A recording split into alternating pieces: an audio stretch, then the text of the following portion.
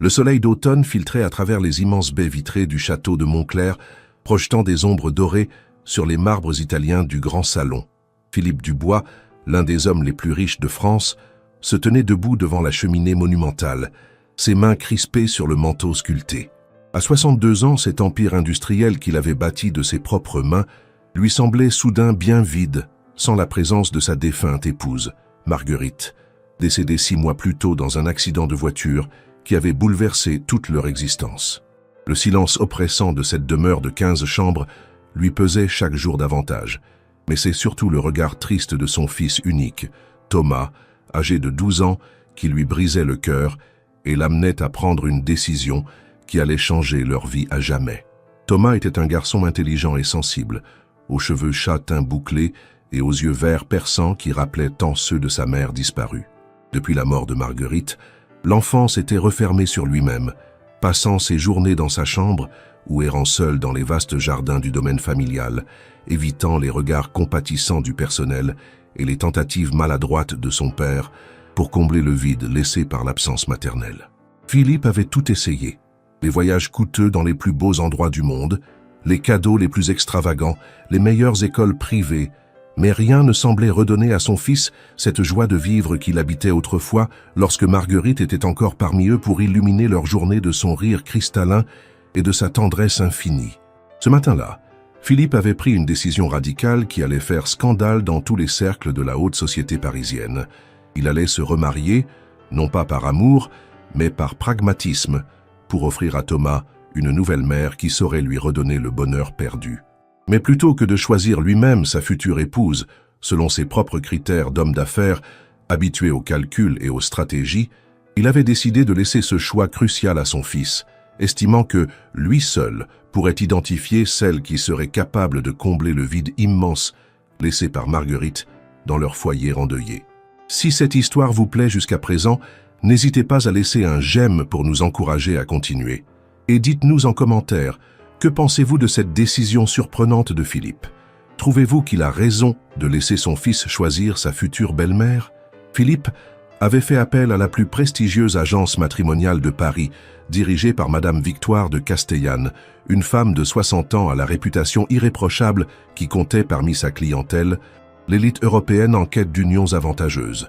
Dans son bureau lambrissé du 16e arrondissement, aux murs ornés de portraits d'ancêtres aristocrates, Madame de Castellane avait écouté avec un étonnement croissant la requête particulière de Philippe Dubois, ne cachant pas sa perplexité face à cette approche si peu conventionnelle du mariage dans leur milieu social, où les alliances se négociaient généralement selon des critères bien établis de fortune, de lignée et d'influence politique ou économique. « Monsieur Dubois, avait-elle dit en ajustant ses lunettes de lecture Cartier, je comprends votre désir de voir votre fils heureux, mais confier un choix si important à un enfant de 12 ans me semble, comment dire, quelque peu risqué.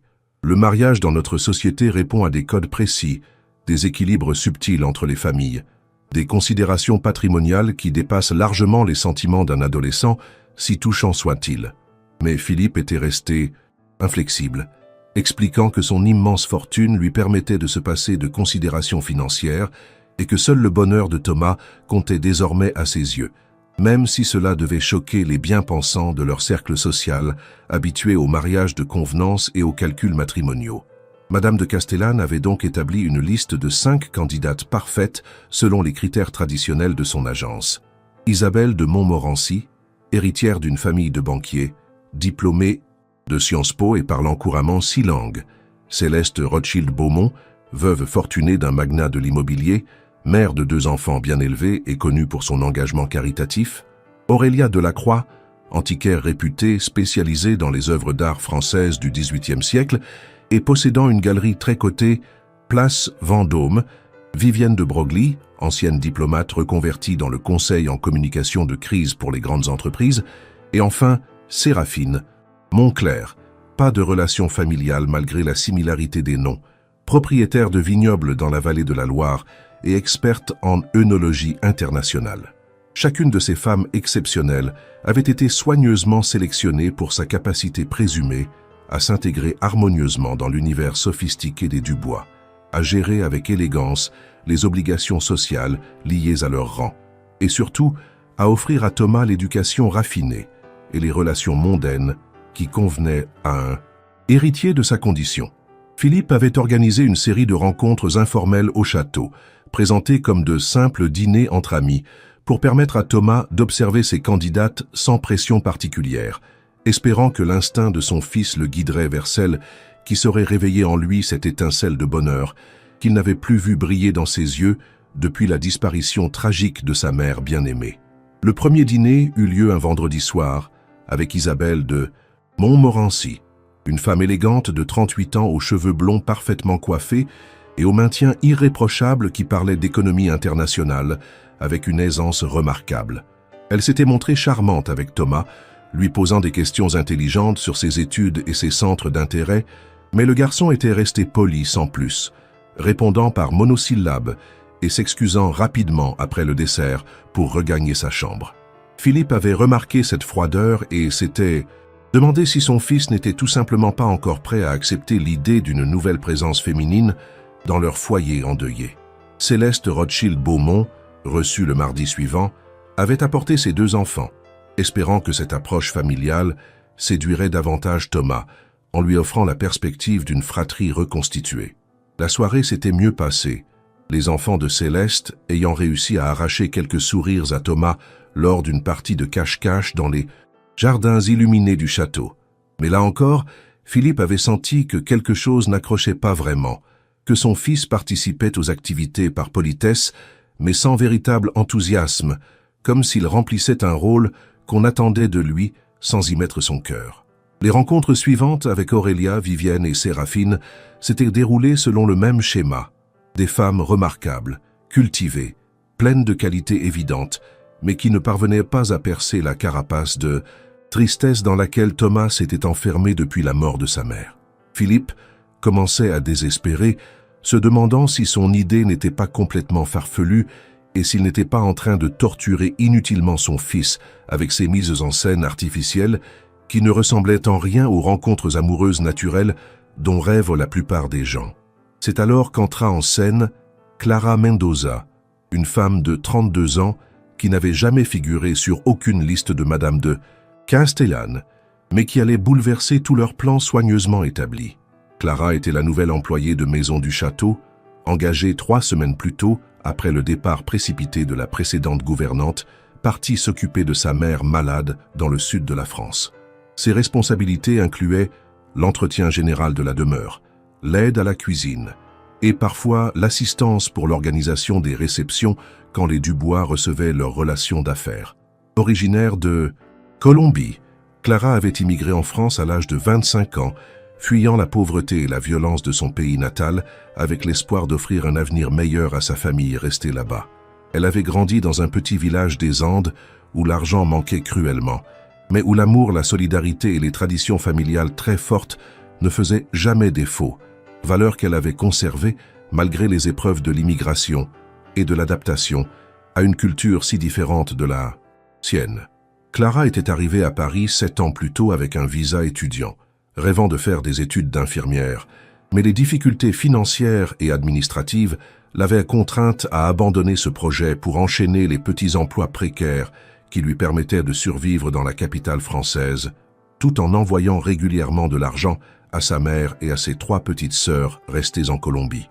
Malgré les humiliations quotidiennes qu'elle subissait parfois en raison de son accent latino-américain et de sa condition d'immigrée sans papiers en règle, elle travaillait avec acharnement dans l'espoir d'obtenir un jour ses documents officiels et de réaliser enfin son rêve de soigner les autres. Malgré ses difficultés financières et les humiliations quotidiennes qu'elle subissait parfois de la part de clients méprisants, Clara avait conservé une dignité naturelle et une gentillesse authentique qui touchaient tous ceux qui la côtoyaient vraiment, au-delà des préjugés liés à sa condition sociale modeste. Ce qui frappa immédiatement Thomas lors de leur première rencontre, c'est que Clara ne cherchait pas à l'impressionner ni à adopter un comportement particulier en sa présence.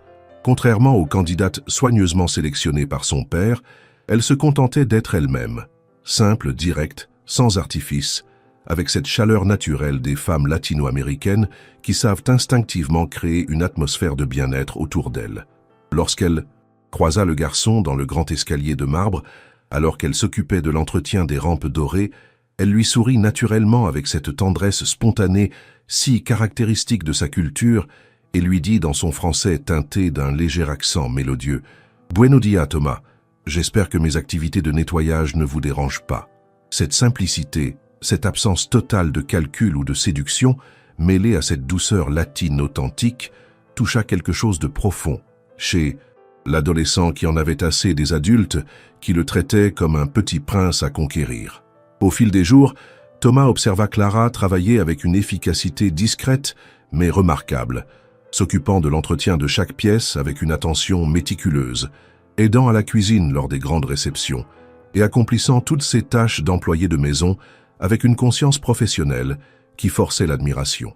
Elle parlait peu mais toujours à propos, ne se plaignait jamais. Malgré l'ampleur des responsabilités que représentait l'entretien d'une demeure de cette taille, et surtout, elle était la seule personne depuis la mort de sa mère à ne pas le regarder avec cette compassion appuyée qui lui donnait l'impression d'être un objet de pitié plutôt qu'un enfant normal. Un matin, alors qu'elle nettoyait la bibliothèque familiale, Clara remarqua que Thomas, installé dans un fauteuil près de la fenêtre, semblait avoir du mal avec ses devoirs de mathématiques. Sans se mêler de ce qui ne la regardait pas, elle continua son travail, mais quand elle entendit le garçon soupirer de frustration, elle ne put s'empêcher de lui dire gentiment « Les mathématiques, ce n'est pas toujours évident, n'est-ce pas? Moi aussi j'ai eu des difficultés à votre âge. » Thomas leva les yeux vers elle, surpris qu'une femme de ménage s'adresse à lui sur un sujet scolaire. Et Clara, sentant sa curiosité, ajouta avec un sourire « Si vous voulez, je peux regarder ce qui vous pose problème. J'ai eu mon bac scientifique avec mention, même si ça ne se voit peut-être pas dans mon métier actuel. » Cette révélation surprit Thomas, qui découvrait que cet employé de maison qu'il voyait chaque jour, sans vraiment y prêter attention, avait en réalité un parcours scolaire remarquable et des connaissances qu'elle n'étalait pas. Clara s'approcha du bureau et jeta un œil aux problèmes de géométrie qui bloquaient le garçon depuis 1 heure.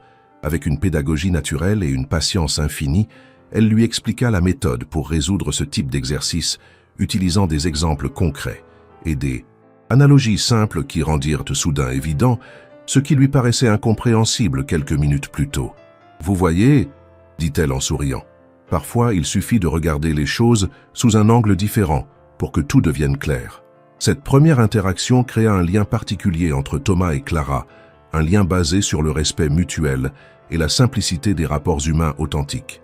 Dans les jours qui suivirent, le garçon se surprit à attendre avec impatience les moments où Clara travaillait dans les pièces où il se trouvait, appréciant sa présence discrète mais réconfortante qui ne lui demandait rien en échange.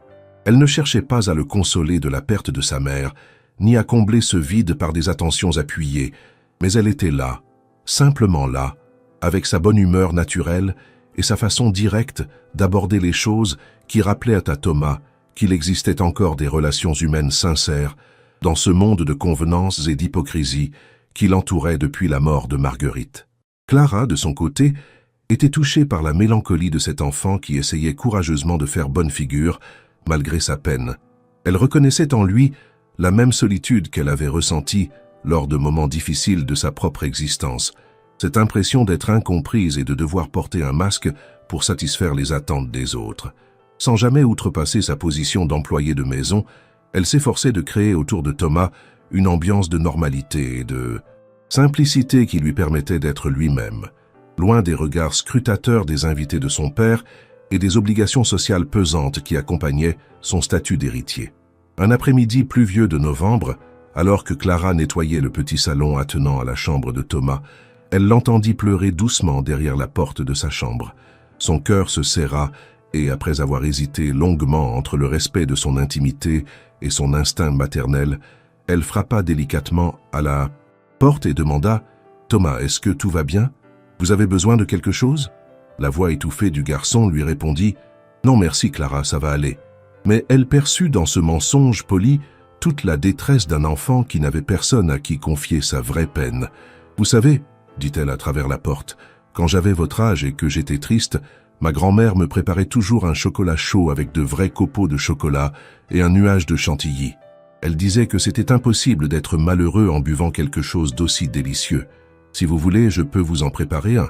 Je ne suis peut-être pas une grand-mère, mais je connais la recette secrète. » Cette proposition, faite avec une tendresse spontanée et sans arrière-pensée, toucha Thomas plus profondément que toutes les consolations sophistiquées qu'il avait entendues jusque-là.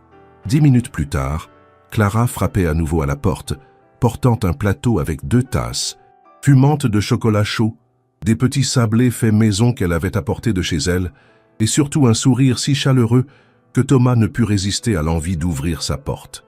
Ils s'installèrent tous les deux sur le petit canapé près de la fenêtre qui donnait sur les jardins détrempés par la pluie d'automne, et pour la première fois depuis des mois, Thomas se sentit autorisé à parler librement de sa mère, de ce qu'elle lui manquait, de sa colère contre cette injustice qui l'avait privé si tôt de sa présence rassurante. Clara l'écouta sans l'interrompre, sans chercher à minimiser sa douleur, ni à lui servir les phrases toutes faites sur le temps qui guérit toutes les blessures.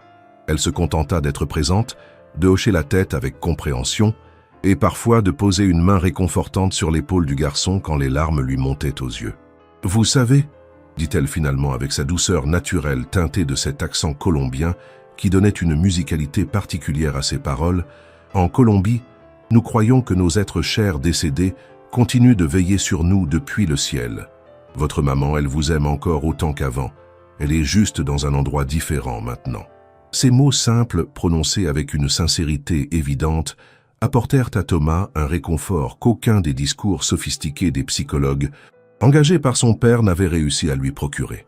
Dans les semaines qui suivirent cette conversation, Thomas se mit à chercher activement la compagnie de Clara pendant qu'elle travaillait. Il trouvait toujours un prétexte pour traîner dans les pièces qu'elle nettoyait, feignant de lire ou de faire ses devoirs tout en l'observant discrètement. Il était fasciné par sa façon de travailler avec une grâce naturelle, chantonnant parfois des mélodies colombiennes qu'elle lui traduisait quand il le lui demandait. Clara, sensible à cette présence de plus en plus assidue, comprit que ce garçon avait besoin de cette proximité discrète et rassurante, et elle adapta naturellement ses horaires pour être disponible quand il rentrait de l'école ou semblait avoir besoin de parler. Un soir, alors que Philippe rentrait tard d'un conseil d'administration particulièrement difficile, il découvrit une scène qui le bouleversa profondément.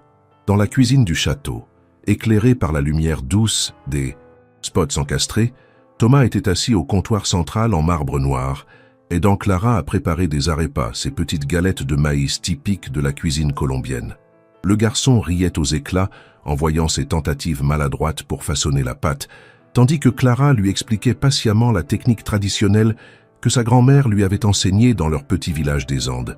Cette joie spontanée, ce rire cristallin qu'il n'avait plus entendu depuis la mort de Marguerite, fit monter les larmes aux yeux de Philippe qui resta quelques minutes dans l'embrasure de la porte, osant à peine respirer de peur de briser ce moment magique. « Papa !» s'exclama Thomas en apercevant son père. « Clara m'apprend à faire des arepas. Tu savais qu'en Colombie, chaque région a sa propre recette et que c'est un plat qui se transmet de mère en fille depuis des siècles, et Clara connaît aussi des histoires incroyables sur les légendes de son pays.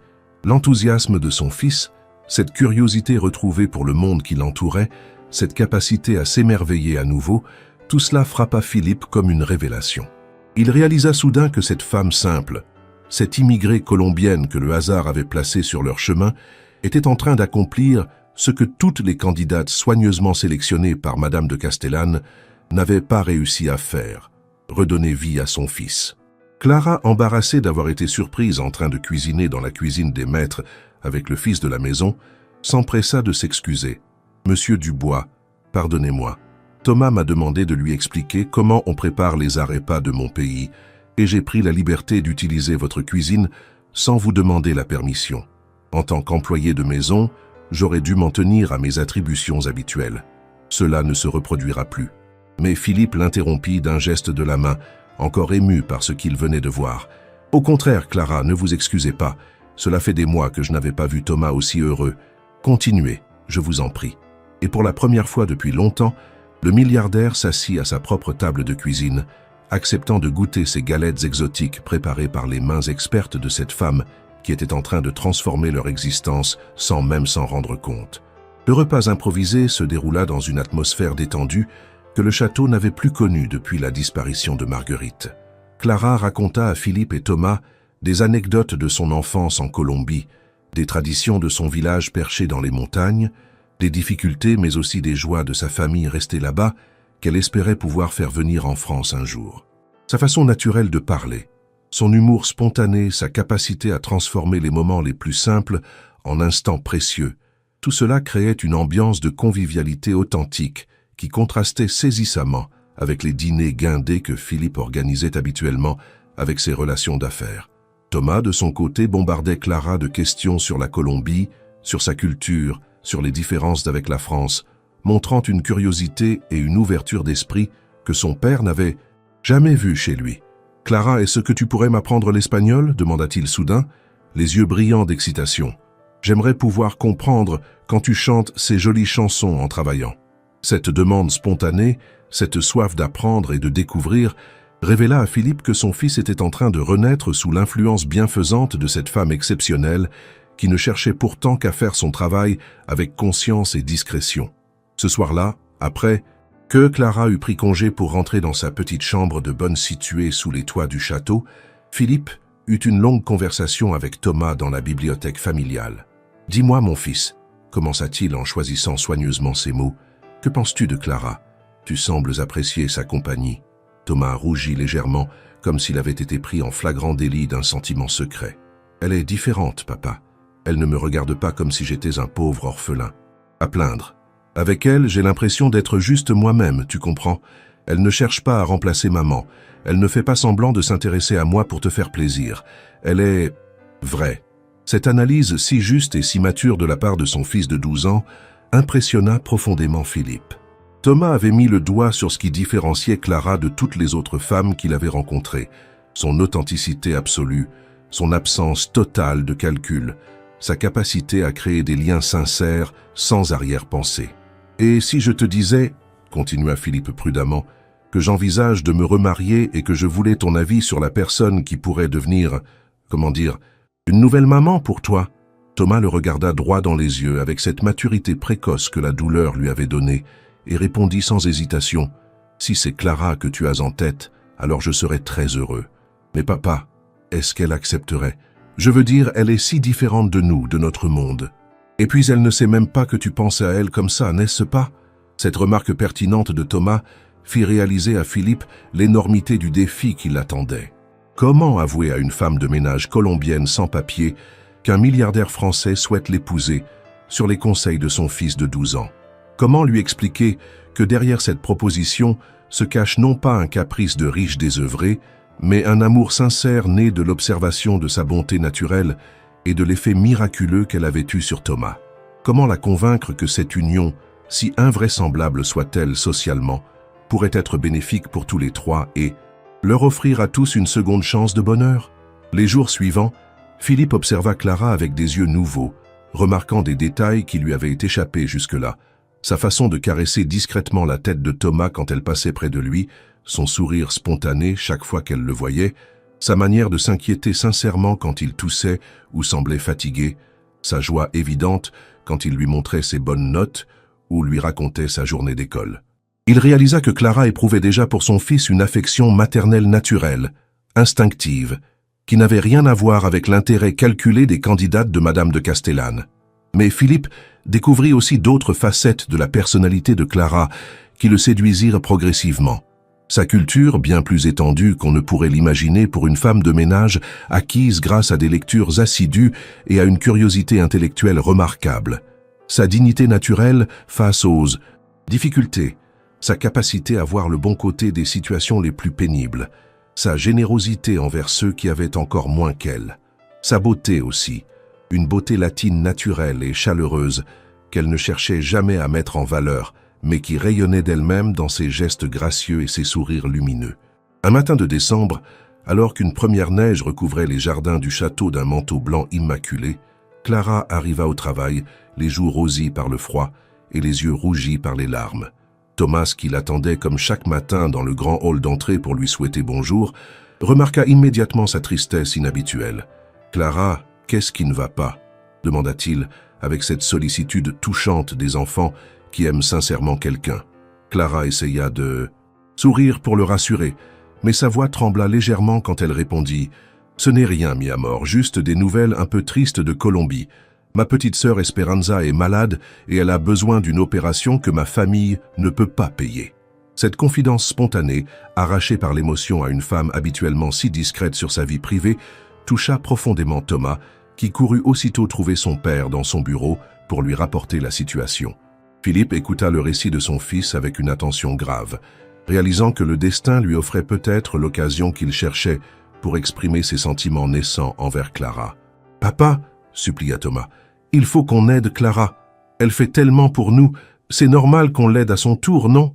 Cette générosité naturelle de son fils, ce désir d'aider celle qui avait su lui redonner goût à la vie, confirma à Philippe qu'il avait pris la bonne décision en laissant Thomas guider son choix. Philippe fit immédiatement virer une somme importante sur un compte qu'il ouvrit au nom de Clara, largement suffisante pour couvrir les frais médicaux de sa sœur et même pour faire venir toute sa famille en France si elle le souhaitait. Mais il savait que Clara, avec sa fierté naturelle, refuserait probablement ce qui pourrait ressembler à de la charité. Il fallait trouver un moyen délicat de lui présenter cette aide comme autre chose qu'un geste de pitié condescendante d'un riche envers une pauvre femme de ménage. L'occasion se présenta le soir même, quand Philippe croisa Clara, qui s'apprêtait à quitter le château après sa journée de travail. « Clara » l'interpella-t-il doucement. « Thomas m'a dit que vous traversiez une période difficile avec votre famille en Colombie. J'aimerais vous parler de quelque chose d'important, si vous avez un moment. » Clara, surprise que son patron s'intéresse à ses problèmes personnels, hocha la tête timidement et suivit Philippe jusqu'au petit salon adjacent à son bureau, une pièce plus intime et moins impressionnante que les grands salons de réception du château. « Clara » commença Philippe en choisissant ses mots avec le plus grand soin. « Ces dernières semaines, j'ai eu l'occasion d'observer l'effet extraordinaire que votre présence a eu sur mon fils. Depuis la mort de sa mère, Thomas était enfermé dans une tristesse dont je ne parvenais pas à le sortir malgré tous mes efforts. Vous avez réussi ce miracle en quelques semaines, simplement en étant vous-même, avec votre bonté naturelle et votre sincérité. Je ne sais pas comment vous remercier pour ce cadeau inestimable que vous nous avez fait. » Clara rougit sous ce compliment inattendu, ne sachant que répondre face à cette reconnaissance si officiellement exprimée. « Monsieur Dubois », murmura-t-elle dans son français teinté d'accent. « Colombien, Thomas est un garçon merveilleux qui avait juste besoin qu'on le traite normalement, sans pitié ni condescendance. Je n'ai fait que l'écouter et lui donner un peu d'affection sincère.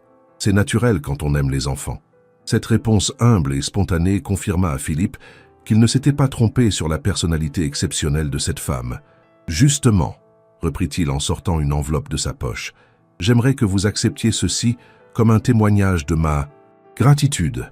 Ce n'est pas de la charité, Clara. C'est une reconnaissance bien méritée pour ce que vous avez apporté à ma famille. » Clara ouvrit l'enveloppe avec des mains tremblantes et faillit s'évanouir en découvrant le montant du chèque qui s'y trouvait. « Monsieur Dubois, balbutia-t-elle, je ne peux pas accepter une somme pareille. C'est énorme. Je ne fais que mon travail. Et m'occuper de Thomas me fait plaisir, ce n'est pas quelque chose qu'on paie en plus. » Mais Philippe l'interrompit avec fermeté. « Clara, cette somme représente moins que ce que je dépense en une soirée pour certains dîners d'affaires. Pour moi, c'est peu de choses, mais pour vous, cela peut changer la vie de votre sœur. Acceptez-le, s'il vous plaît, pour elle, pour votre famille, et aussi pour Thomas qui serait très malheureux de savoir que vous souffrez alors qu'il est en notre pouvoir de vous aider. » La générosité de cette proposition, mais surtout la délicatesse avec laquelle elle était présentée, émut Clara aux larmes. « Vous êtes un homme bon, monsieur Dubois, » dit-elle en essuyant ses yeux avec son mouchoir en tissu usé. « Je ne sais pas comment vous remercier. Grâce à vous, ma sœur va pouvoir guérir, et ma famille va pouvoir respirer un peu. Je vous promets de tout vous rembourser, même si cela doit me prendre des années. » Philippe sourit avec tendresse face à cette fierté touchante. « Clara, vous nous remboursez déjà chaque jour en rendant Thomas heureux. C'est le plus beau cadeau que vous puissiez nous faire. » Cette soirée marqua un tournant dans la relation entre Philippe et Clara. Non seulement elle découvrait la générosité désintéressée de son patron, mais lui commençait à entrevoir derrière la façade de la femme de ménage discrète une personnalité d'une richesse extraordinaire, faite de dignité, de reconnaissance, de loyauté et d'amour pour sa famille. Il réalisa que cette femme, malgré sa situation précaire, possédait des valeurs et une noblesse d'âme que bien des gens de son milieu social n'avaient jamais connues. Dans les semaines qui suivirent, Philippe multiplia les occasions de converser avec Clara, toujours sous des prétextes liés au bien-être de Thomas ou à l'organisation de la maison. Il découvrit progressivement son histoire personnelle, ses études interrompues, faute d'argent, son rêve de devenir infirmière, sa famille unie mais pauvre restée en Colombie, ses sacrifices quotidiens pour leur envoyer de l'argent, sa solitude dans ce pays d'adoption où elle n'avait pas vraiment d'amis et où sa situation d'immigré sans papier la maintenait dans une précarité constante malgré sa volonté de faire et son courage exemplaire. Plus Philippe apprenait à connaître Clara, plus il était impressionné par sa force de caractère et sa capacité à rester optimiste malgré les épreuves. Cette femme, qui aurait pu légitimement se plaindre de son sort difficile, trouvait toujours quelque chose de positif dans sa situation, une raison d'être reconnaissante, un motif d'espérer des jours meilleurs. Sa philosophie de vie, nourrie par la sagesse populaire, colombienne et par une foi sincère qui l'aidait à surmonter les obstacles, apportait à Philippe une perspective nouvelle sur l'existence et les vraies richesses de la vie. Thomas, témoin privilégié de ces échanges de plus en plus fréquents entre son père et Clara, observait avec une perspicacité d'enfant l'évolution de leur relation. Il remarquait les regards que Philippe portait sur Clara quand elle ne s'en rendait pas compte, la façon dont son visage s'illuminait quand elle entrait dans une pièce, son empressement à trouver des prétextes pour prolonger leur conversation.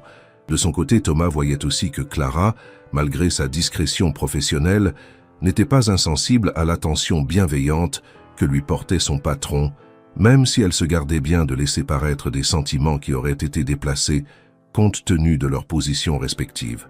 Un soir de janvier, alors qu'une tempête de neige isolait le château du reste du monde, Clara dut rester dormir sur place, les transports étant interrompus. Philippe insista pour qu'elle dîne avec eux plutôt que de manger seule dans sa chambre, et ce repas à trois dans l'intimité de la petite salle à manger familiale révéla une harmonie naturelle entre eux qui ne trompa personne. Tommy, radieux de voir ses deux adultes préférés réunis autour de la même table, multipliant les plaisanteries pour les faire rire, créa une ambiance si chaleureuse que Philippe et Clara se surprirent à oublier leurs différences sociales pour savourer simplement ce moment de bonheur partagé. Après le dîner, tandis que Thomas était monté faire ses devoirs, Philippe et Clara restèrent seuls près de la cheminée du petit salon, regardant danser les flammes dans un silence complice. « Clara, dit finalement Philippe, je dois vous avouer quelque chose. Ces derniers mois ont changé ma vie. Non seulement vous avez rendu le sourire à Thomas, mais vous m'avez aussi appris à redécouvrir le bonheur simple, celui qui ne se mesure pas en millions d'euros ou en succès commerciaux. Grâce à vous, j'ai compris que la vraie richesse, ce sont les moments comme celui-ci, l'amour sincère, la joie de vivre au quotidien. » Clara, troublée par cette déclaration inattendue, baissa les yeux avec timidité. « Monsieur Dubois, vous me donnez trop d'importance.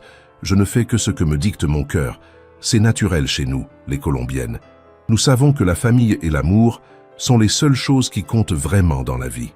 Votre argent, votre réussite, tout cela ne sert à rien si on n'a personne à aimer et personne qui nous aime en retour. » Cette sagesse populaire, exprimée avec tant de simplicité et de vérité, toucha Philippe plus profondément que tous les conseils sophistiqués des psychologues et des philosophes qu'il avait consultés après la mort de Marguerite. « Clara, » reprit Philippe en se rapprochant légèrement d'elle, « j'ai quelque chose d'important à vous dire, quelque chose que je n'aurais jamais imaginé possible il y a encore quelques mois. Vous avez transformé notre existence, à Thomas et à moi. Vous nous avez rappelé ce que signifie vraiment être une famille, ce que représente la tendresse au quotidien, l'attention sincère, l'amour désintéressé, et je crois que je suis en train de tomber amoureux de vous. » Ces mots, prononcés avec une sincérité bouleversante, résonnèrent dans le silence du salon comme un aveu qui changeait tout entre eux. Clara resta figée quelques instants, n'osant croire ce qu'elle venait d'entendre. « Monsieur Dubois, » murmura-t-elle en gardant les yeux baissés, « vous ne savez pas ce que vous dites. Je suis une simple employée de maison colombienne, sans papier, sans fortune, sans éducation raffinée. Vous êtes l'un des hommes les plus riches de France, respecté partout, admiré par tous. Nous appartenons à deux mondes différents qui ne peuvent pas se mélanger. Pensez à votre réputation, à votre position sociale, à l'avenir de Thomas. Une liaison avec moi ne pourrait que vous nuire. » Mais Philippe secoua la tête avec détermination. « Clara, écoutez-moi bien, » dit-il en prenant délicatement ses mains dans les siennes. « J'ai passé ma vie à construire un empire financier en pensant que c'était cela, la réussite.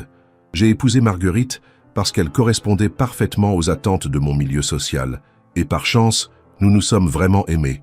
Mais depuis sa mort, je réalise que tout cet argent, toute cette puissance, ne valent rien si on n'a pas quelqu'un avec qui partager les vrais bonheurs de l'existence. Vous m'avez montré une richesse que je ne connaissais pas, celle du cœur, de la simplicité, de l'authenticité. Peu m'importe ce que pensera la société parisienne. Thomas vous aime déjà comme une mère. Et moi je vous aime comme un homme aime une femme, avec tout ce que cela implique de respect, d'admiration et de désir de construire un avenir ensemble. Les yeux de Clara se remplirent de larmes face à cette déclaration si passionnée et si sincère. « Philippe, dit-elle en utilisant son prénom pour la première fois, vous ne mesurez pas les conséquences de ce que vous proposez. Vos amis, vos relations d'affaires, la haute société française, personne ne comprendra ni n'acceptera qu'un homme de votre rang épouse une immigrée sans statut légal. On dira que je vous ai séduit pour votre argent, que je suis une opportuniste qui profite de votre solitude. Thomas lui-même pourrait souffrir des moqueries de ses camarades d'école quand ils découvriront les origines de sa belle-mère. Et que se passera-t-il si un jour vous regrettez ce choix impulsif ? Philippe se leva et alla se placer devant la fenêtre, contemplant la neige qui continuait de tomber dans la lueur des projecteurs, illuminant les jardins. « Clara, dit-il sans se retourner, il y a 3 mois, j'étais prêt à épouser n'importe laquelle des candidates sélectionnées par Madame de Castellane, uniquement pour donner une mère à Thomas. J'étais prêt à un mariage de convenance, sans amour véritable, juste par pragmatisme. Aujourd'hui, pour la première fois depuis la mort de Marguerite, je me sens à nouveau vivant, capable d'aimer, désireux de partager ma vie avec quelqu'un. Cette transformation, c'est vous qui l'avez opérée, simplement, en étant vous-même. Comment pourrais-je regretter d'épouser la femme qui m'a rendu le goût du bonheur ?» Il se retourna vers elle, ses yeux brillants d'émotion. Quant aux autres, à leur jugement, à leurs critiques, je m'en moque éperdument. J'ai assez d'argent et d'influence pour nous protéger de leur médisance. Mes vrais amis comprendront et accepteront mon choix. Et ceux qui ne le feront pas n'étaient que des relations superficielles dont je peux me passer. Pour Thomas, je suis convaincu qu'il sera fier d'avoir une belle-mère comme vous, une femme courageuse, intelligente, aimante, qui représente des valeurs authentiques que l'argent ne peut pas acheter. Clara se leva à son tour et s'approcha de lui, posant une main hésitante sur son bras. « Philippe, si vous êtes vraiment sérieux, si ce n'est pas juste un élan passager né de la gratitude et de la solitude, alors il faut que vous sachiez toute la vérité sur moi. Je ne suis pas seulement une immigrée sans papier. J'ai aussi un passé douloureux, des blessures qui ne sont pas encore cicatrisées. En Colombie, j'étais fiancé à un homme que j'aimais profondément, Carlos, qui est mort assassiné par des trafiquants de drogue parce qu'ils refusaient de se taire sur leurs activités. C'est pour cela que j'ai fui mon pays, pas seulement pour des raisons économiques, mais parce que ma vie était en danger. » Cette révélation surprit Philippe, mais ne diminua en rien ses sentiments. « Clara, ce drame que vous avez vécu ne fait qu'ajouter à mon respect pour vous. Vous avez eu le courage de tout quitter, de recommencer votre vie dans un pays étranger, de survivre seul dans un environnement hostile, tout en conservant votre générosité et votre capacité d'aimer. C'est exactement le genre de force de caractère et de résilience que j'admire et que je veux à mes côtés pour affronter l'avenir. » Il prit son visage entre ses mains avec une tendresse infinie. « Clara, acceptez-vous de devenir ma femme et la mère de Thomas? Acceptez-vous de partager notre vie, nos joies, nos peines, notre amour ?» Le cœur de Clara battait si fort qu'elle craignait qu'il ne l'entende. Toute sa vie avait basculé en quelques mois depuis son arrivée dans ce château où elle pensait juste trouver un emploi temporaire pour survivre. Elle avait découvert un enfant merveilleux qui avait réveillé ses instincts maternels endormis, et maintenant un homme exceptionnel qui lui offrait un amour qu'elle n'espérait plus jamais connaître après la mort tragique de Carlos. « Oui, » murmura-t-elle dans un souffle, « oui, Philippe, j'accepte de devenir votre épouse, si vous êtes certain que c'est vraiment ce que vous voulez, si vous êtes prêt à assumer toutes les conséquences de ce choix extraordinaire. » Philippe la prit dans ses bras et l'embrassa avec une passion contenue depuis des semaines, un baiser qui scellait leur engagement mutuel et marquait le début d'une nouvelle existence pour eux trois.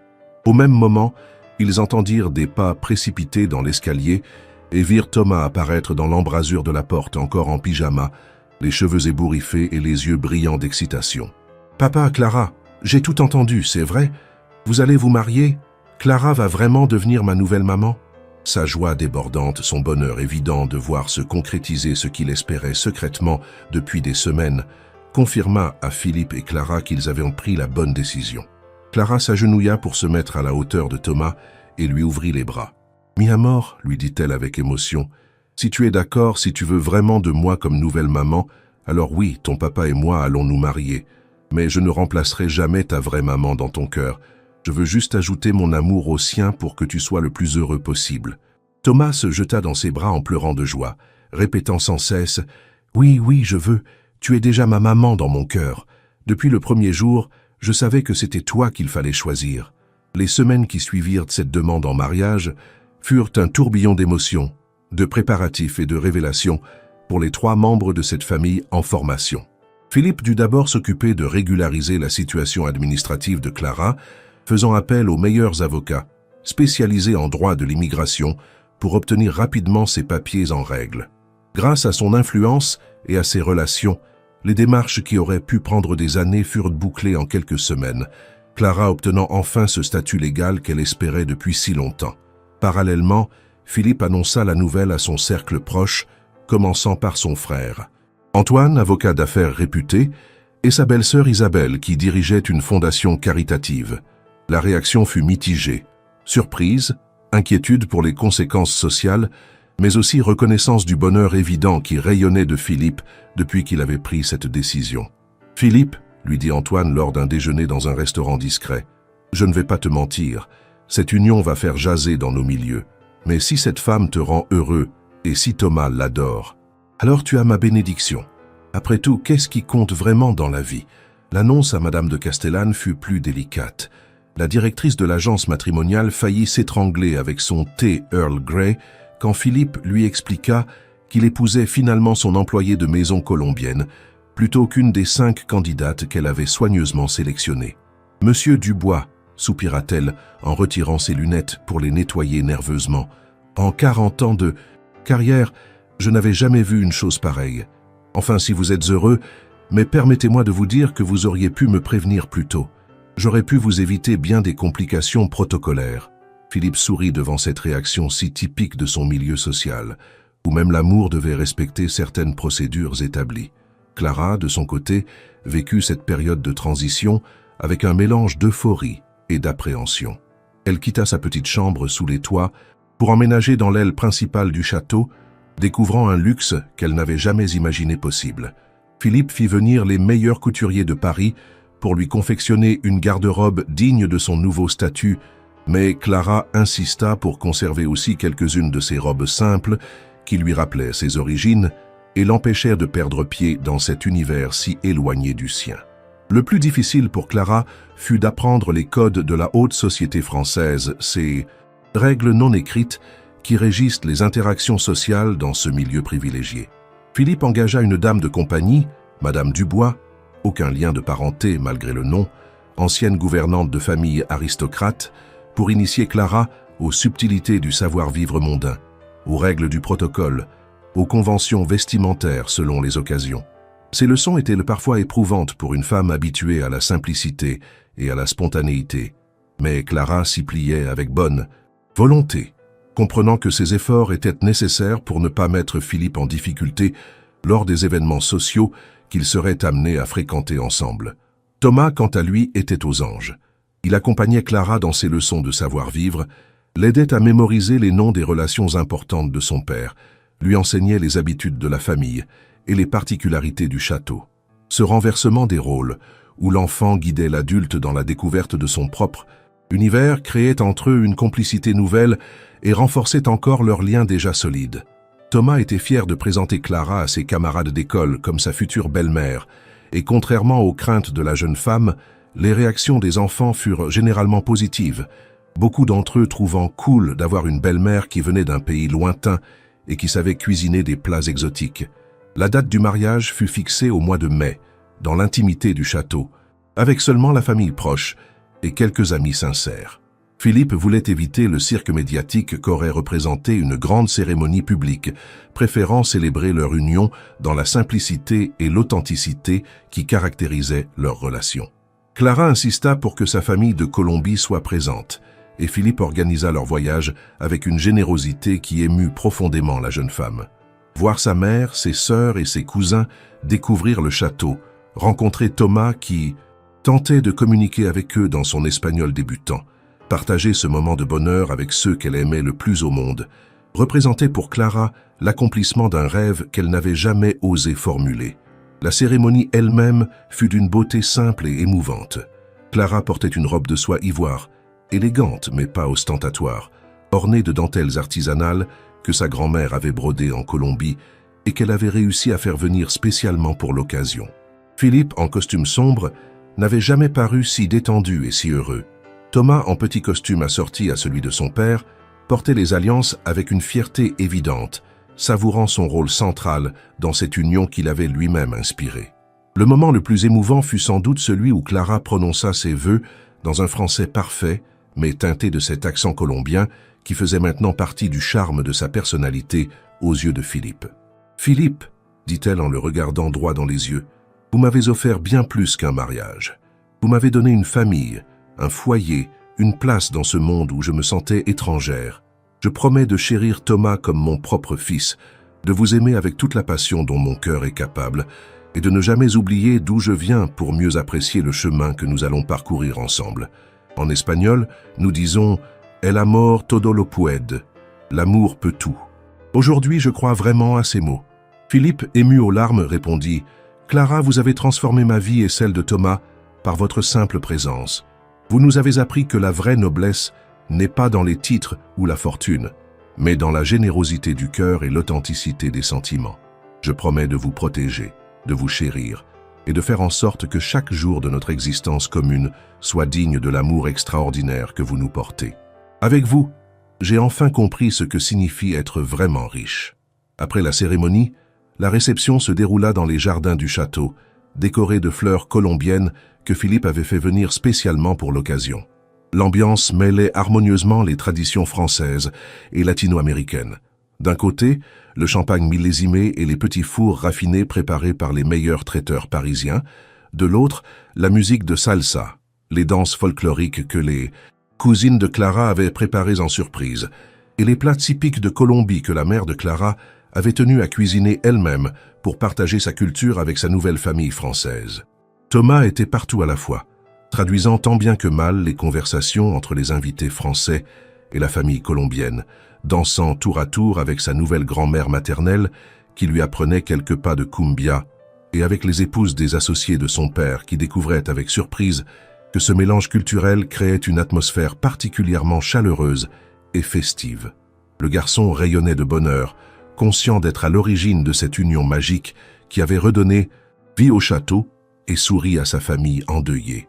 La surprise de la soirée vint de la mère de Clara, Esperanza, qui avait préparé un discours en français qu'elle avait appris par cœur pour l'occasion. « Monsieur Philippe, dit-elle en se levant difficilement, encore affaiblie par sa récente opération, vous avez donné à ma fille ce que nous n'avions jamais pu lui offrir, la sécurité, le confort, l'amour d'une vraie famille. Mais surtout, vous lui avez rendu sa joie de vivre que nous croyions perdue à jamais depuis la mort de Carlos. En retour, Clara vous donnera tout son cœur, car c'est comme cela que nous, les femmes de la famille Mendoza, nous aimons, sans retenue, sans calcul pour la vie. Prenez soin d'elle, et elle fera de vous l'homme le plus heureux du monde. » Ces mots simples mais profondément sincères touchèrent tous les invités, y compris les plus sceptiques qui étaient revenus par curiosité ou par obligation mondaine. Beaucoup réalisèrent ce soir-là que cette union, si improbable socialement, était en réalité basée sur des fondements plus solides que bien des mariages arrangés de leur milieu. L'amour véritable, le respect mutuel, la complémentarité des personnalités et surtout cette capacité qu'avait Clara d'apporter la chaleur humaine là où régnait parfois la froideur et les conventions. La soirée se termina tard dans la nuit avec les derniers invités qui dansaient encore sur la terrasse éclairée par des lampions colorés dans une ambiance détendue qui contrastait délicieusement avec la solennité habituelle des réceptions du château. Philippe et Clara, enlacés sous les étoiles, regardaient Thomas qui s'était endormi sur un canapé d'extérieur, épuisé par tant d'émotions et de bonheur. « Tu crois qu'on a fait le bon choix ?» murmura Clara contre l'oreille de son mari. « Regarde-le » répondit Philippe en désignant leur fils. « Regarde comme il respire paisiblement, comme il sourit même en dormant. Je crois qu'on a fait le meilleur choix possible. Vous appréciez cette histoire touchante? Laissez-nous un j'aime pour nous encourager. Et dites-nous en commentaire, que ressentez-vous face à cette union si improbable entre Philippe et Clara? Croyez-vous que leur amour pourra surmonter tous les obstacles sociaux qui les attendent? Les premiers mois de mariage de Philippe et Clara se déroulèrent comme un rêve éveillé, chaque jour apportant son lot de découvertes et de bonheur partagé. Clara s'adaptait progressivement à son nouveau statut de Madame Dubois, apprenant à naviguer dans les eaux parfois troubles de la haute société parisienne avec une grâce naturelle qui surprenait même ses détracteurs. Elle accompagnait Philippe aux galas de charité, aux dîners d'affaires, aux vernissages mondains, toujours élégante et souriante, mais sans jamais renier ses origines ni masquer sa personnalité authentique derrière un vernis artificiel. Ce qui frappait le plus ceux qui rencontraient Clara pour la première fois, c'était sa capacité à mettre tout le monde à l'aise, quelle que soit la situation sociale. Avec les grands industriels et les financiers, elle savait poser les bonnes questions et montrer un intérêt sincère pour leurs activités, forte de l'intelligence naturelle et de la curiosité intellectuelle qui l'avait toujours caractérisée. Avec les épouses de ces messieurs, souvent blasées et habituées aux conversations superficielles, elle apportait une fraîcheur et une sincérité qui réveillaient leurs propres aspirations oubliées à l'authenticité dans les relations humaines. Mais c'est avec le personnel de maison, les serveurs, les chauffeurs, tous ceux que la haute société avait tendance à considérer comme invisibles, que Clara révélait sa vraie nature. Elle n'avait jamais oublié qu'elle avait été à leur place quelques mois plus tôt, et elle traitait chacun avec le respect et la considération qu'elle aurait aimé recevoir quand elle était employée de maison. Cette attitude, remarquée par tous, lui valait une popularité croissante, même parmi ceux qui avaient initialement critiqué le choix de Philippe. Thomas, quant à lui, s'épanouissait jour après jour dans cette nouvelle configuration familiale.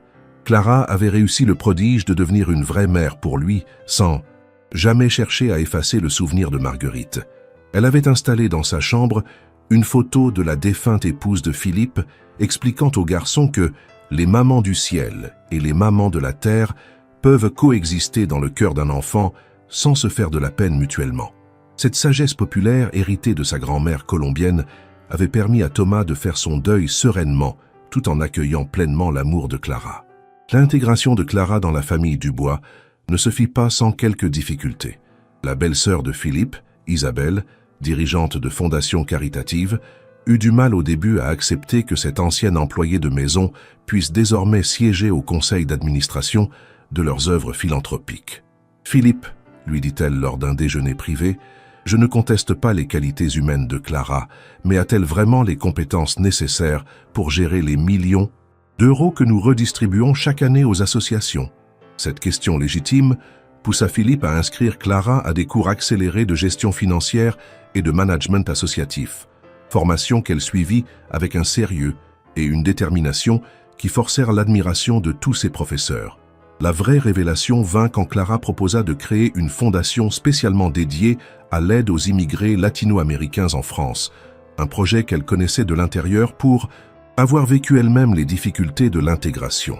Nous pourrions aider ces femmes à obtenir leurs papiers, à apprendre le français, à trouver du travail décent, expliqua-t-elle lors d'une réunion familiale, mais aussi préserver leur culture d'origine pour qu'elles n'aient pas l'impression de devoir choisir entre leurs racines et leur avenir français. Ce projet concret, mûrement réfléchi et socialement utile, convainquit définitivement Isabelle que Clara n'était pas qu'une Cendrillon chanceuse, mais une femme de substance capable de contribuer positivement aux activités de la famille. Le premier grand test social pour Clara arriva à l'automne, lors du traditionnel gala annuel de la Fondation Dubois, un événement qui rassemblait tout le gratin parisien dans les salons dorés de l'hôtel de Crillon. Clara, dans une robe de soirée signée d'un grand couturier mais rehaussée d'un collier artisanal colombien qui était le dernier cadeau de sa grand-mère défunte, incarnait parfaitement cette synthèse entre l'élégance française et la chaleur latino-américaine qui était devenue sa marque de fabrique. L'épreuve la plus délicate fut sa prise de parole devant l'assemblée des donateurs. Clara avait préparé un discours en français parfait, mais au moment de monter sur l'estrade, elle décida spontanément d'y ajouter quelques phrases en espagnol pour parler de son projet de fondation pour les immigrés. Comme dit un proverbe de mon pays, déclara-t-elle avec émotion, Donde hay amor hay hogar. Où il y a de l'amour, il y a un foyer. C'est exactement ce que nous voulons offrir à ces femmes courageuses qui ont tout quitté pour donner un avenir meilleur à leurs enfants. Cette authenticité, cette capacité à émouvoir sans artifice, valut à Clara une ovation debout qui surprit même Philippe par sa chaleur et sa durée. Après cette soirée triomphale, les invitations se multiplièrent pour Clara, qui devint rapidement une figure appréciée des cercles mondains parisiens. Son histoire personnelle, son parcours atypique, sa sincérité rafraîchissante dans un milieu habitué aux conventions et aux faux-semblants, tout cela créait autour d'elle une aura particulière qui séduisait même les plus conservateurs. Cette Clara, confia la duchesse de Montpensier à une amie lors d'un thé, elle a quelque chose que nous avons perdu depuis longtemps, l'art de toucher les cœurs sans calcul ni arrière-pensée. Mais le véritable défi pour le couple arriva quand Philippe dut présenter Clara à ses associés internationaux lors d'un voyage d'affaires en Suisse.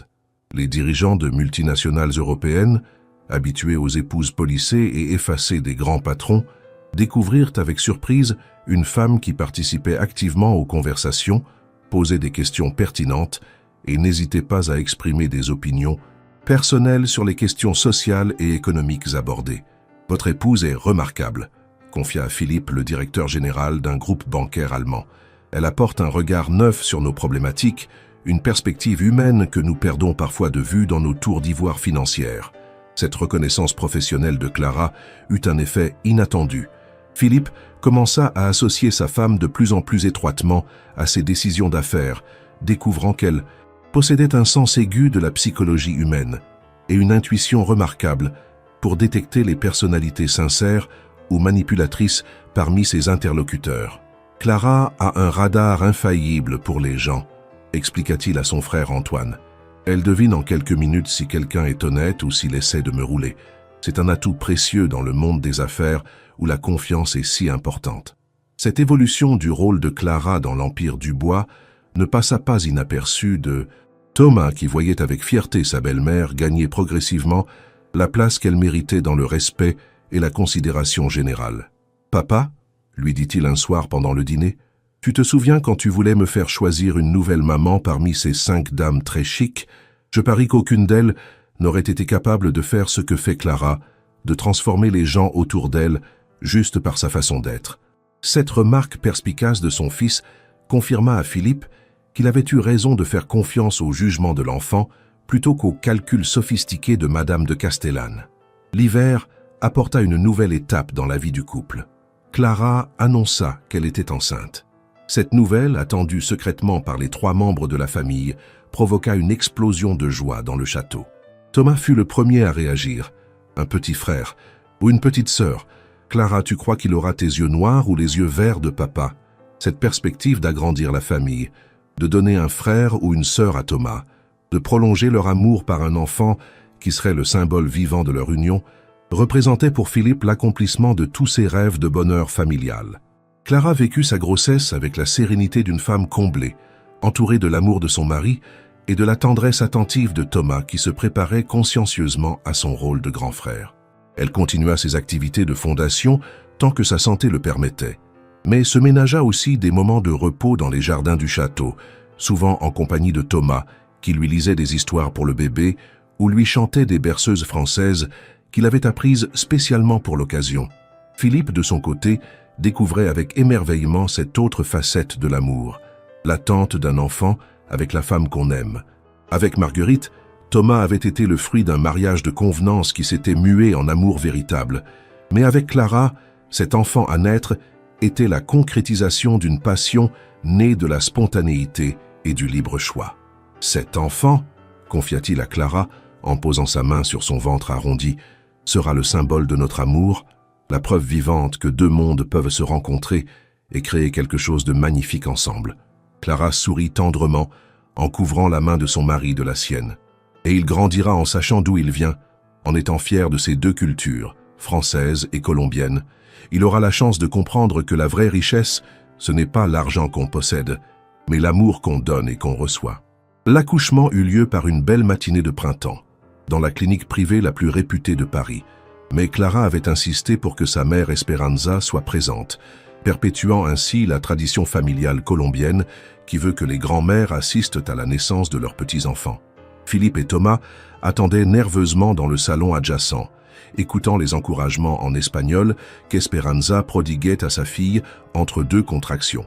Quand les pleurs du nouveau-né résonnèrent enfin dans les couloirs de la maternité, Philippe sentit ses jambes se dérober sous lui.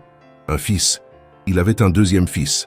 Thomas, fou de joie, dansait littéralement dans le couloir en répétant « J'ai un petit frère, j'ai un petit frère !» tandis que Philippe, les larmes aux yeux, serrait dans ses bras Esperanza, qui pleurait elle aussi de bonheur en remerciant le ciel dans sa langue natale. L'enfant fut prénommé Gabriel, un nom qui convenait aussi bien en français qu'en espagnol, symbolisant cette double identité culturelle qui serait la sienne. Dès les premiers jours, il fut évident que ce bébé avait hérité des plus beaux traits de ses deux parents, les yeux verts perçants de Philippe et les cheveux noirs bouclés de Clara, mais surtout un tempérament paisible et souriant qui enchantait tous ceux qui l'approchaient. Thomas se révéla un grand frère exemplaire, aidant Clara dans tous les soins quotidiens, chantant des berceuses à Gabriel, lui racontant déjà des histoires qu'il inventait sur les aventures d'un petit prince franco-colombien. « Tu sais, Clara, dit-il un soir, en regardant son petit frère dormir dans son berceau, je crois que maman Marguerite, là-haut dans le ciel, elle doit être très contente de voir qu'on est redevenu une vraie famille heureuse. Et je suis sûr qu'elle aime Gabriel autant que nous. » La naissance de Gabriel marqua une nouvelle étape dans l'intégration sociale de Clara. Les épouses des relations d'affaires de Philippe, nombreuses à être mères elles-mêmes, découvrirent chez la jeune femme une connaissance instinctive de la maternité et une sagesse dans l'éducation des enfants qui forcèrent le respect. Clara organisait régulièrement des goûters au château, où les mères de famille de la haute société parisienne venaient avec leurs enfants, créant une ambiance détendue et chaleureuse qui changeait agréablement des réunions mondaines habituelles. Ces réunions informelles permirent à Clara de nouer de vraies amitiés avec des femmes qu'elle n'aurait jamais pensé pouvoir approcher quelques années plus tôt. Margot de Brinvilliers, épouse d'un magnate de l'industrie pharmaceutique, devint ainsi l'une de ses plus proches confidentes. « Tu sais, Clara, lui avoua-t-elle un jour, avant de te connaître, je m'ennuyais. Mortellement dans ce milieu où tout le monde joue un rôle sans jamais montrer sa vraie personnalité. Avec toi, j'ai redécouvert le plaisir des conversations sincères et des rapports humains authentiques. Le baptême de Gabriel fut l'occasion d'une grande fête qui mélangea encore une fois les traditions françaises et colombiennes. Philippe avait fait aménager une chapelle dans les jardins du château, décorée de fleurs des deux pays, où l'enfant fut baptisé selon le rite catholique par un prêtre qui bénit la cérémonie en français et en espagnol. Thomas, fier de son rôle de parrain, portait son petit frère avec une solennité touchante, tandis que Clara, rayonnante dans une robe blanche brodée par les artisanes de son village natal, incarnait parfaitement cette synthèse culturelle qui était devenue la marque de fabrique de la famille Dubois. La surprise de la journée vint de la famille colombienne de Clara, qui avait préparé en secret un spectacle de danse folklorique pour célébrer la naissance de Gabriel. Les cousines et les tantes, vêtues de costumes traditionnels aux couleurs chatoyantes, évoluèrent sur la terrasse du château au son des tambours et des flûtes andines, créant un contraste saisissant avec l'élégance classique de l'architecture française.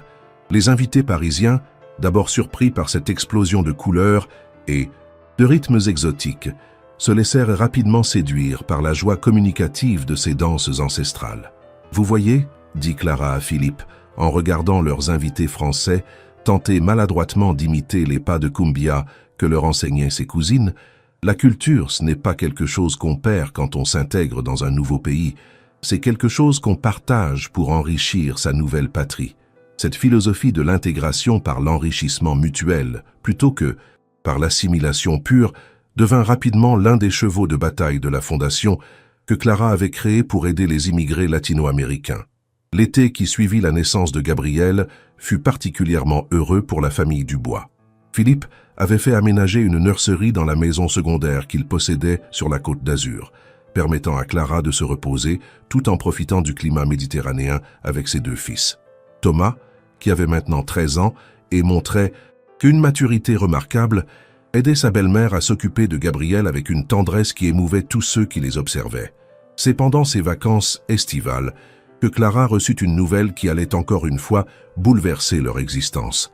Sa sœur cadette Esperanza celle pour qui Philippe avait payé l'opération qui lui avait sauvé la vie, venait d'obtenir une bourse d'études pour poursuivre sa formation d'infirmière en France.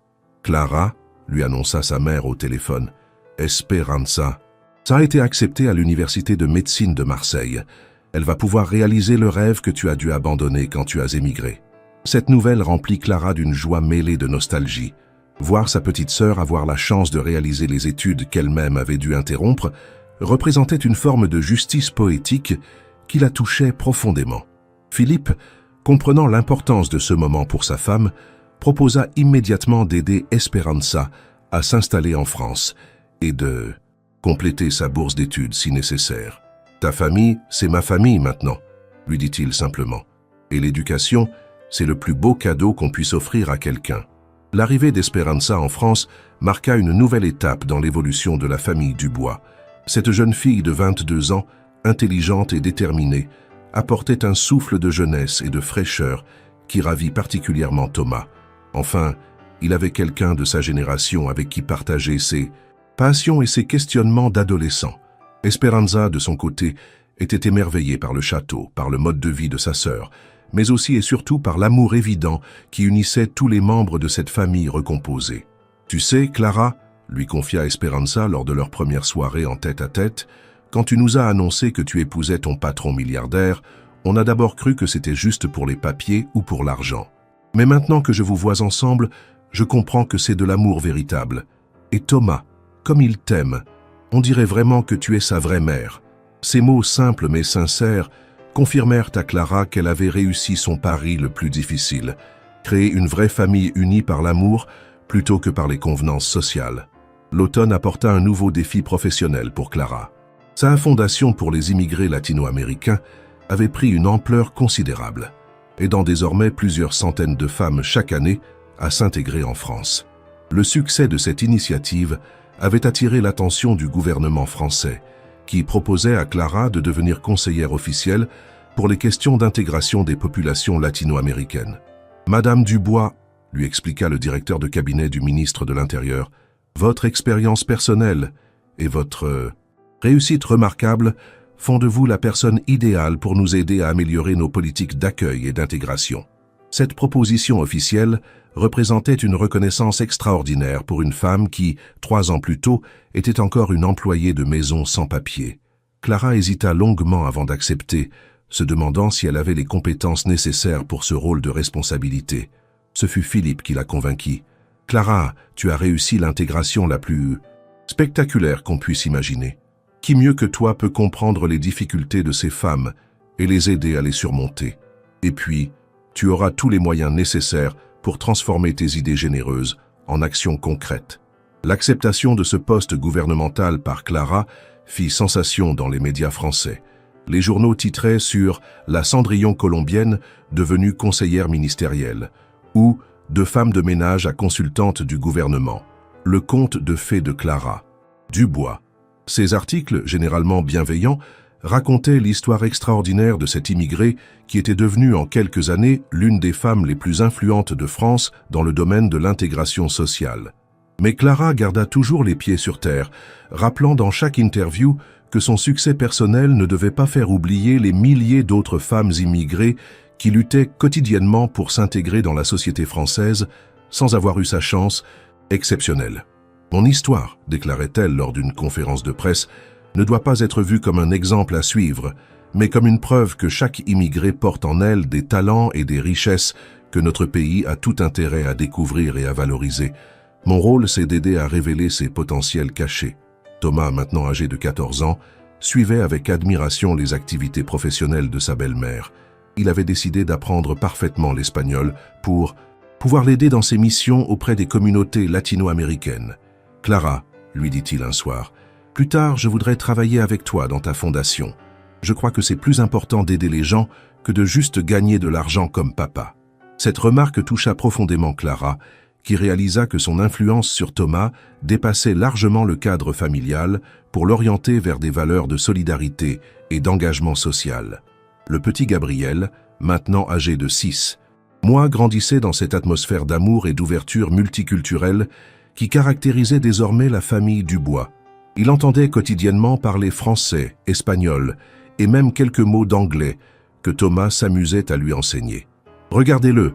s'émerveillait Esperanza en voyant le bébé sourire différemment selon la langue dans laquelle on s'adressait à lui. Il va grandir en citoyen du monde, capable de comprendre et d'aimer toutes les cultures. Philippe, de son côté, découvrait les joies de la paternité tardive avec un émerveillement renouvelé. Avec Thomas, absorbé par la construction de son empire financier et encore sous le choc de la mort brutale de Marguerite, il n'avait pas pleinement savouré ces moments précieux des premiers mois de vie d'un enfant. Avec Gabriel, il prenait le temps de le regarder dormir, de jouer avec lui, de lui raconter des histoires, rattrapant ainsi tout ce qu'il avait manqué par négligence ou par les circonstances de la vie. « Tu sais, Clara », confie-t-il à sa femme un soir d'hiver pendant qu'ils regardaient ensemble Gabriel faire ses premiers sourires conscients. « Avant de te rencontrer, j'étais persuadé que le bonheur, c'était le succès professionnel et la reconnaissance sociale. Maintenant, je comprends que le vrai bonheur, c'est exactement ce moment. Être avec les gens qu'on aime, regarder nos enfants grandir, partager ces petits riens du quotidien qui sont en réalité tout ce qui compte vraiment. » Cette philosophie de vie transformée se reflétait aussi dans la gestion des affaires de Philippe. Influencé par les valeurs humanistes de Clara, il avait progressivement réorienté ses investissements vers des secteurs socialement responsables, énergie renouvelable, technologie médicale, programmes de développement durable dans les pays émergents. Si on a la chance d'avoir de l'argent, expliquait-il à ses associés parfois surpris par ses nouveaux choix, autant l'utiliser pour améliorer le monde, plutôt que juste pour en gagner encore plus. Cette évolution des priorités familiales ne passa pas inaperçue dans leur entourage social. Beaucoup d'amis de Philippe notaient qu'il semblait plus détendu, plus authentique dans ses relations, moins obsédé par les signes extérieurs de réussite et davantage soucieux du bien-être de ses proches et de l'impact social de ses activités. Philippe a changé depuis qu'il a épousé Clara, confiait son frère Antoine à sa femme. C'est comme s'il avait enfin trouvé l'équilibre entre la réussite matérielle et l'épanouissement personnel. L'hiver touchait à sa fin quand arriva une nouvelle qui allait encore une fois tester la solidité de cette famille recomposée. La mère d'Esperanza, donc la mère de Clara également, tomba gravement malade en Colombie et nécessitait des soins urgents qu'elle ne pouvait recevoir dans son village natal isolé. « Il faut qu'elle vienne en France », déclara immédiatement Clara. « Ici, elle pourra être soignée correctement et, en plus, elle pourra profiter de ses petits-enfants. » Philippe organisa immédiatement le rapatriement médical d'Esperanza Senior, la faisant transporter par avion sanitaire privé jusqu'à Paris, où l'attendait l'équipe médicale de l'hôpital américain. « Votre belle-mère, expliqua le médecin-chef à Philippe et Clara, souffre d'une maladie du cœur qui nécessite une intervention chirurgicale délicate, mais nous avons d'excellents résultats avec ce type d'opération.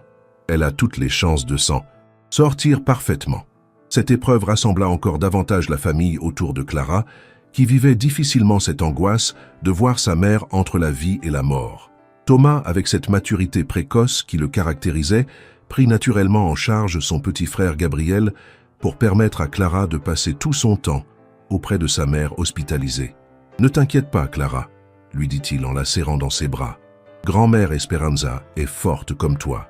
Elle va s'en sortir, j'en suis sûr. » Philippe, quant à lui, mobilisa toutes ses relations dans le milieu médical pour s'assurer que sa belle-mère bénéficie des meilleurs soins possibles. Il fit venir en consultation les plus grands spécialistes européens, organisa une surveillance médicale 24 heures sur 24, et surtout, il resta jour et nuit aux côtés de Clara pour lui apporter le soutien moral dont elle avait besoin. « Ta mère, c'est ma mère maintenant », lui répétait-il tendrement. « Nous allons nous battre ensemble pour qu'elle guérisse. » L'opération eut lieu par une matinée pluvieuse de mars et dura plus de 6 heures, pendant lesquelles toute la famille attendit dans les couloirs de l'hôpital dans une angoisse partagée. Esperanza Junior était venue spécialement de Marseille, interrompant ses études d'infirmière pour être auprès de sa mère et de sa sœur dans ce moment difficile. Gabriel, trop petit pour comprendre la gravité de la situation, gazouillait paisiblement dans les bras de Thomas qui tentait de rassurer Clara par sa présence attentive. Quand le chirurgien sortit enfin du bloc opératoire et annonça que l'intervention s'était parfaitement déroulée, toute la famille explosa en sanglots de soulagement. Clara se jeta dans les bras de Philippe en remerciant le ciel dans sa langue natale, tandis que Thomas dansait littéralement de joie en serrant Gabriel contre lui. « Elle va vivre !» criait Esperanza Junior en pleurant de bonheur. « Maman va vivre et voir grandir ses petits-enfants français. Que pensez-vous de cette famille extraordinaire qui a su surmonter toutes les épreuves grâce à l'amour et la solidarité? Laissez-nous vos impressions en commentaire et n'oubliez pas le j'aime si cette histoire vous touche. » La convalescence d'Esperanza Senior au château de Montclair marqua une période particulièrement heureuse pour toute la famille.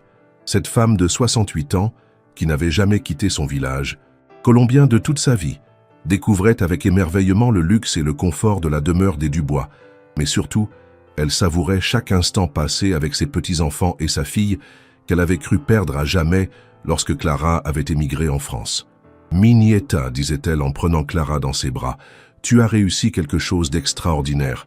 Tu as trouvé l'amour véritable, tu as créé une famille unie et en plus, tu aides les autres à réussir comme toi.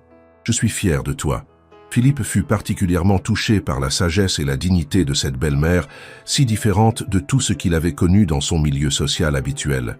Esperanza Senior, malgré son origine très modeste et son manque d'éducation formelle, possédait une intelligence du cœur et une connaissance de la nature humaine qui impressionnait le milliardaire. « Philippe, lui dit-elle un jour avec son français approximatif mais touchant, « vous êtes un homme bon. Vous avez donné à ma Clara plus que de l'argent. Vous lui avez rendu sa joie de vivre. Maintenant, elle porte votre nom avec fierté.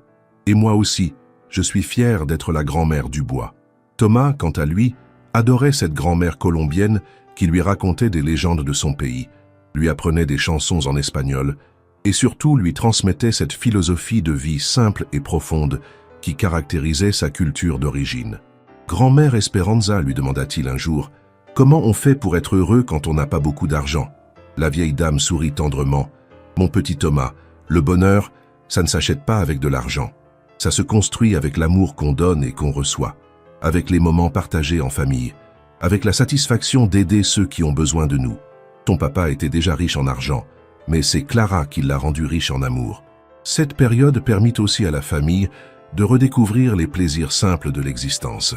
Esperanza Senior, habituée à la vie rurale, transforma une partie des jardins du château en potager, où elle cultiva des légumes et des herbes aromatiques de Colombie. Thomas l'aidait avec passion, apprenant à reconnaître les plantes, à comprendre les cycles de la nature, à apprécier le goût authentique des légumes fraîchement cueillis. « C'est bizarre », confia-t-il à son père. « Avant, je trouvais que jardiner, c'était le travail des pauvres. Maintenant, je comprends que c'est un plaisir de riche, avoir le temps de faire pousser sa propre nourriture. » Gabriel, maintenant âgé de 10 mois, faisait ses premiers pas dans ces jardins transformés, encouragé par les exclamations joyeuses de sa grand-mère colombienne qui mélangeait l'espagnol, le français et même quelques mots de dialecte indien qu'elle avait conservés de ses propres grands-parents. Cette richesse linguistique et culturelle créait, autour de l'enfant, un environnement d'une diversité exceptionnelle qui allait marquer profondément sa personnalité future. L'été arriva avec son cortège de projets familiaux. Clara avait organisé un grand voyage en Colombie pour présenter Gabriel et Thomas à toute la famille restée là-bas et aussi pour permettre à Philippe de découvrir les racines de sa femme. « Tu verras », lui expliquait Clara en préparant leur bagage. « Mon village n'a rien à voir avec le luxe du château, mais il y a là-bas une richesse humaine que tu ne trouveras nulle part ailleurs. Les gens n'ont presque rien matériellement, mais ils savent partager et s'entraider comme peu d'endroits au monde. » Le voyage en Colombie fut une révélation pour Philippe et Thomas. Habitués au confort occidental, ils découvrirent un mode de vie plus proche de la nature, des relations humaines plus spontanées et chaleureuses, une philosophie de l'existence basée sur la solidarité communautaire plutôt que sur la réussite individuelle. « Papa, » dit Thomas le 3e jour de leur séjour, « tu crois qu'on pourrait construire des maisons comme ça aussi en France, où tout le monde se connaît et s'aide mutuellement ?» Cette question innocente de son fils fit réfléchir Philippe sur les possibilités d'appliquer en France certains aspects de la vie communautaire qu'il observait en Colombie. De retour à Paris, il lança avec Clara un projet pilote de village solidaire dans certaines banlieues défavorisées, créant des espaces de rencontre et d'entraide inspirés des traditions colombiennes, mais adaptés au contexte français. L'idée, expliquait Clara lors des réunions de présentation du projet, c'est de recréer des liens sociaux authentiques dans des quartiers où l'individualisme et l'isolement ont cassé le tissu social. Ce projet rencontra un succès immédiat et fut rapidement adopté par plusieurs municipalités françaises. Clara se retrouva une fois de plus sous les projecteurs médiatiques, mais cette fois en tant qu'innovatrice sociale reconnue pour ses idées originales et efficaces. Madame Dubois a réussi quelque chose d'extraordinaire, déclarait le sociologue Michel Hueviorca dans une émission télévisée. Elle a importé en France des pratiques sociales traditionnelles sud-américaines et les a adaptées à notre société moderne. C'est exactement ce type d'innovation dont nous avons besoin pour reconstruire du lien social. Thomas, maintenant âgé de 15 ans, suivait avec passion les activités de sa belle-mère et manifestait un intérêt croissant pour les questions sociales et humanitaires. Il avait créé au lycée un club de soutien aux jeunes immigrés, aidant ses camarades d'origine étrangère à s'intégrer et à réussir leurs études. Clara m'a appris, expliquait-il à son professeur principal, que la vraie richesse, c'est ce qu'on partage avec les autres, pas ce qu'on garde pour soi. Cette maturité précoce et cet engagement social de Thomas remplissaient Philippe de fierté. Il réalisait que Clara n'avait pas seulement transformé sa propre vie et celle de leur famille, mais qu'elle était aussi en train de former la génération suivante à des valeurs de solidarité et d'ouverture au monde qui perpétueraient son héritage bien au-delà de leur existence commune. L'automne apporta une nouvelle surprise. Clara fut nommée chevalier de l'Ordre national du mérite pour ses actions en faveur de l'intégration et de l'innovation sociale. Cette distinction, remise par le président de la République en personne lors d'une cérémonie officielle à l'Élysée, marquait la reconnaissance suprême de son parcours exceptionnel et de sa contribution à la société française. « Madame Dubois », déclara le président lors de la remise de décoration, « vous incarnez ce que la France a de meilleur, la capacité d'accueillir les talents du monde entier et de les transformer en richesse pour toute la nation. Votre histoire personnelle est un exemple pour tous nos concitoyens, qu'ils soient français de naissance ou d'adoption. Vous prouvez que l'intégration réussie enrichit notre pays autant qu'elle transforme positivement la vie des personnes concernées. » Philippe, présent dans l'assistance avec Thomas et Gabriel, ne put retenir ses larmes d'émotion en voyant sa femme recevoir cette reconnaissance officielle. « Voilà », murmura-t-il à l'oreille de Thomas, « la femme que nous avons eu la chance de choisir ensemble il y a maintenant 4 ans. Tu te rends compte du chemin parcouru depuis ce jour où tu m'as dit que c'était elle que tu voulais comme nouvelle maman. » Thomas, devenu un jeune homme élégant et réfléchi, sourit en regardant Clara serrer la main du président. « Papa, répondit-il, je crois que c'est le meilleur choix de ma vie, et probablement le tien aussi. » Cette complicité père-fils, renforcée par leur admiration commune pour Clara, témoignait de la solidité des liens familiaux qu'ils avaient construits ensemble. Le soir de la cérémonie, la famille se retrouva dans l'intimité du château pour célébrer cette distinction exceptionnelle. Esperanza Senior, maintenant complètement rétablie et devenue la grand-mère gâteau officielle de Gabriel, avait préparé un repas colombien traditionnel pour marquer l'événement. « Ma fille, dit-elle en levant son verre de champagne, aujourd'hui le président de la France t'a donné une médaille.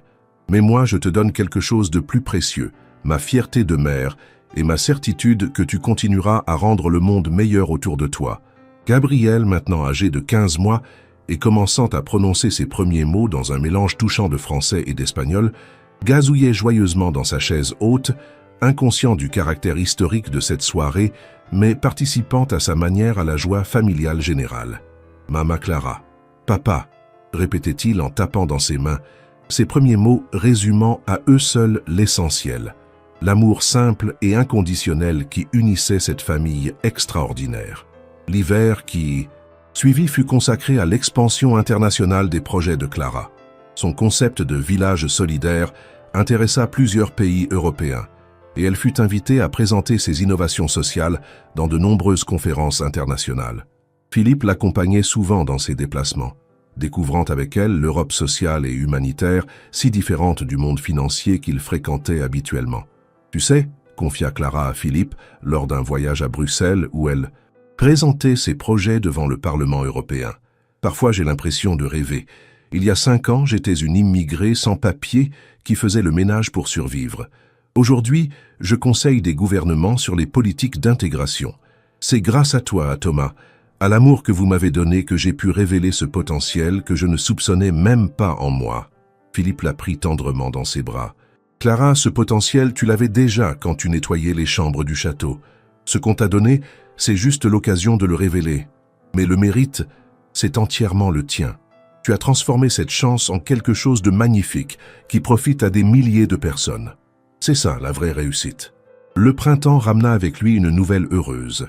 Esperanza Junior obtint son diplôme d'infirmière avec les félicitations du jury et décrocha immédiatement un poste dans l'un des meilleurs hôpitaux de Marseille. Cette réussite, fruit de années d'efforts soutenus et de l'aide financière de Philippe, symbolisait parfaitement la philosophie familiale des Dubois. Utiliser leurs privilèges pour permettre à d'autres de réaliser leurs rêves et contribuer positivement à la société. Clara dit « Esperanza Junior, lors de sa cérémonie de remise de diplôme, tu as été mon inspiration et mon modèle. Voir comment tu as réussi ton intégration en gardant tes valeurs m'a donné la force de persévérer dans mes études, même quand c'était difficile. Maintenant, à mon tour d'aider les autres, comme tu le fais avec ta fondation, mais moi, ce sera en soignant les malades. » Cette transmission des valeurs d'engagement social de génération en génération réjouissait particulièrement Clara, qui voyait se perpétuer l'héritage humaniste qu'elle s'efforçait de construire. Thomas, maintenant en classe de première, avait lui aussi trouvé sa voie. Passionné par les relations internationales et le développement durable, il envisageait de faire ses études supérieures dans ce domaine pour pouvoir ensuite rejoindre l'entreprise familiale et l'orienter vers des investissements encore plus responsables socialement. « Papa, expliquait-il à Philippe, ton argent c'est un outil formidable pour changer le monde. Mais il faut l'utiliser intelligemment, comme Clara l'a fait avec sa fondation.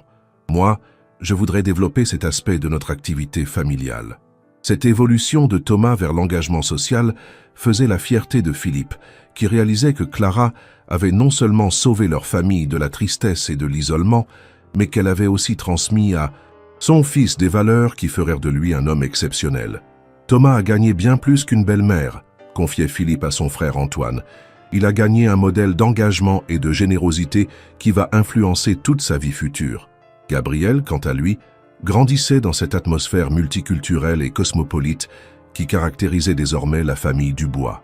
À 2 ans, il parlait couramment français et espagnol, comprenait quelques mots d'anglais que lui enseignait Thomas et montrait déjà une curiosité remarquable pour tout ce qui venait d'ailleurs. « Regardez-le » s'émerveillait Esperanza Senior en voyant Gabriel jouer avec des enfants de toute nationalité lors d'une réception de la Fondation. Il ne voit pas les différences de couleur de peau ou de langue. Pour lui, tous les enfants sont pareils. C'est comme ça qu'on construit un monde meilleur. L'été de cette 5e année marqua un tournant important dans la vie de Clara. Elle fut approchée par l'UNESCO pour diriger un nouveau programme international d'aide à l'intégration des femmes migrantes dans le monde entier.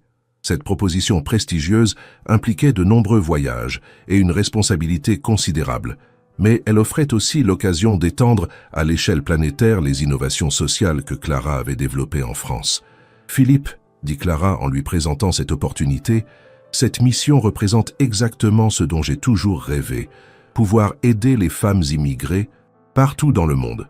Pas seulement en France. Mais cela signifierait moins de temps en famille, plus de voyages, plus de responsabilités. Je ne veux pas prendre cette décision seule, c'est notre vie à tous qui serait impactée. » Cette délicatesse, cette habitude de toujours consulter sa famille avant de prendre des décisions importantes, témoignait de la maturité et de la sagesse que Clara avait acquise au fil des années. Philippe ne réfléchit pas longtemps. « Clara, tu es née pour ce genre de mission. Refuser serait un gâchis de tes talents et de ton expérience. Nous nous organiserons pour que la famille reste unie malgré tes déplacements. Et puis, Gabriel et Thomas ont besoin de voir leur mère réaliser ses rêves les plus ambitieux. C'est la plus belle leçon de vie qu'on puisse leur donner. » Thomas abonda dans le même sens. « Clara, tu dois accepter. Je suis assez grand maintenant pour t'aider avec Gabriel quand tu seras en mission. Et puis, on sera fiers de dire que notre mère sauve des femmes dans le monde entier. » L'acceptation de ce poste à l'UNESCO marqua l'apogée de la carrière de Clara, mais aussi le début d'une nouvelle aventure familiale.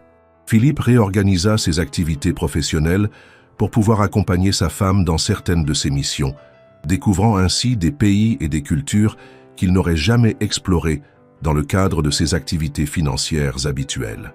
Thomas, pendant les vacances scolaires, rejoignait parfois ses parents dans leurs déplacements, apprenant sur le terrain les réalités de l'immigration et du développement international. Ces voyages familiaux, loin d'affaiblir leurs liens, les renforcèrent encore. Gabriel grandissait en citoyen du monde, s'adaptant avec une facilité déconcertante aux différents environnements culturels qu'il découvrait. « Notre fils », observait Clara, en voyant Gabriel jouer avec des enfants réfugiés dans un camp au Liban, il comprend instinctivement que l'humanité est une grande famille. C'est exactement l'état d'esprit dont le monde a besoin pour résoudre les problèmes migratoires. Au fil des mois, Clara développa pour l'UNESCO des programmes innovants qui révolutionnèrent l'approche internationale de l'intégration des femmes migrantes.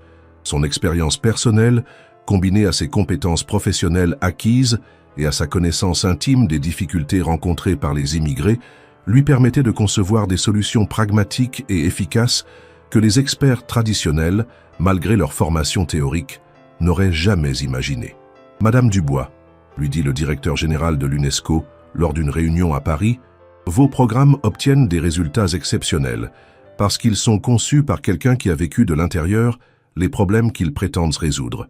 Vous incarnez cette expertise du terrain que nous recherchons depuis des années dans les organisations internationales. » Cette reconnaissance professionnelle au plus haut niveau mondial confirmait que Clara était devenue l'une des spécialistes les plus respectées de son domaine.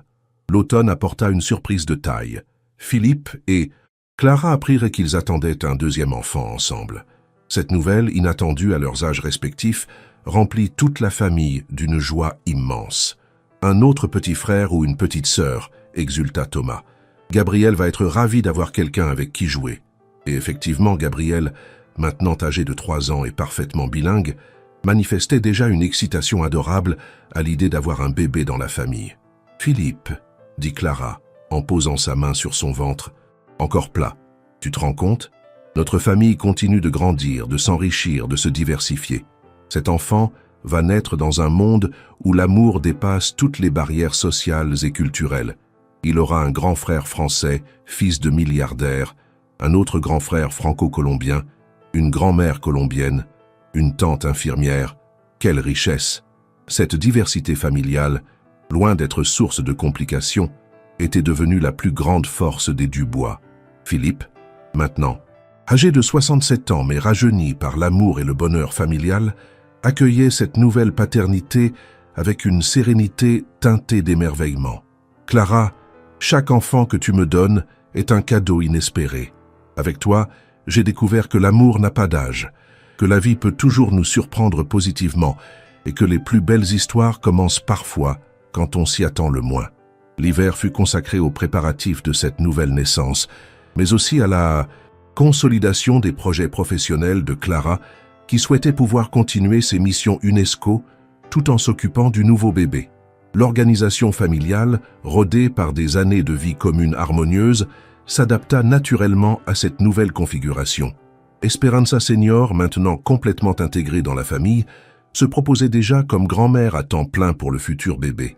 Cette famille, observait le médecin de famille qui suivait la grossesse de Clara, est un modèle d'harmonie et d'équilibre. Chaque membre trouve sa place et contribue au bonheur des autres. C'est exactement le type d'environnement dont rêvent tous les enfants pour grandir épanouis. Cette remarque professionnelle confirmait que les Dubois avaient réussi à créer quelque chose d'exceptionnel. Une famille recomposée où l'amour authentique avait triomphé de tous les obstacles sociaux et culturels. La naissance de Sophia, car ce fut une petite fille, eut lieu par une douce matinée de printemps, exactement 6 ans après la première rencontre entre Clara et Thomas dans l'escalier du château. Cette coïncidence temporelle émut profondément Philippe, qui y vit un signe du destin, confirmant que tous les événements de leur vie s'étaient enchaînés selon un plan mystérieux mais parfait.